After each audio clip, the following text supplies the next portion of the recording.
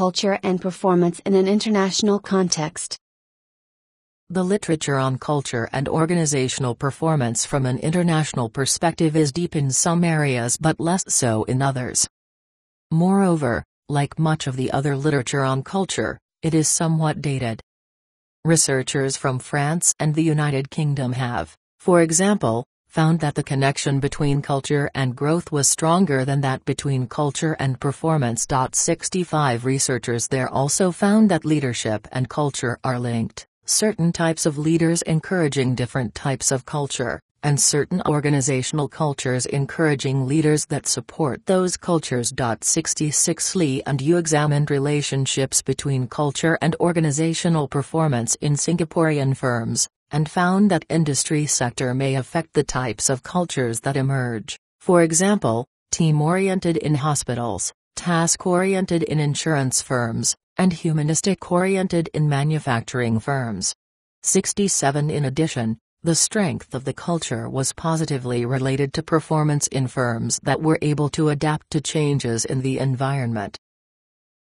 Although researchers are urging more work to be done by indigenous scholars within developing or emerging economies, especially regions like Latin America, Africa, or South and Southeast Asia, less is still known about culture in these parts of the world than in Western Europe and North America.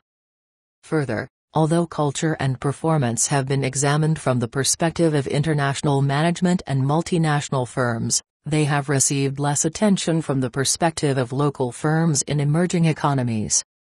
Given the growth of emerging economies, more data that reflect companies from Asia, South Asia, and Latin America should be available to examine. This opens the possibility of exploring entirely new dimensions of culture. For example, does indigenous culture in areas such as East and Southeast Asia, where a strong Confucian influence remains, influence the development of strong organizational cultures, and how does this relate to performance?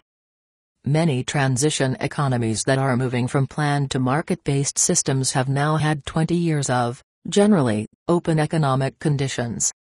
Yet in countries such as Vietnam, where culture and a history of traditional patterns of behavior dominate, for example, hierarchy, being told versus taking initiative, jumping at opportunities regardless of their strategic values/8 organizational culture may be hard to establish independently of the existing, strong, local culture. Without further research, we have no clear sense of the issues and challenges, yet as firms operate globally, greater understanding will be useful. In contrast to the relative dearth of research coming out of emerging economies, there is quite a body of work on the impact of mergers, acquisitions on culture and performance, including some in an international context.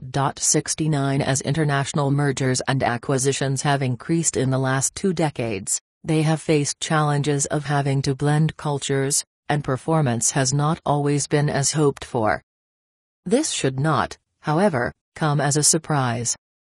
A sizable literature on mergers and acquisitions suggests that even in domestic acquisitions and mergers, culture plays a critical role in long-term success, which has traditionally been quite low. 70 According to a survey of 200 top European executives, compatibility and ability to integrate the new company was the most important success factor, even more important than financial performance. 71 One of the most studied failures in terms of cultures not merging was the Daimler-Chrysler merger, which was revealed to be more an acquisition of Chrysler, despite the public relations campaign to the contrary.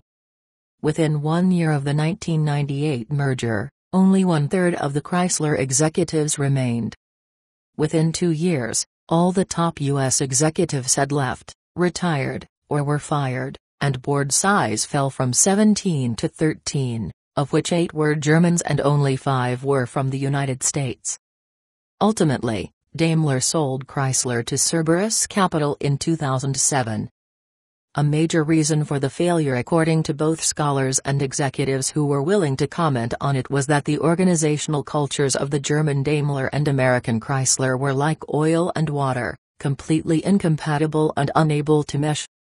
Like many other such deals, Cultural compatibility is critical but was, and continues to be, explored too lightly during the due diligence phase. 72 This case serves to illustrate the need for greater investigation into the role that culture plays, or does not play, in supporting performance and competitive advantage in an international context.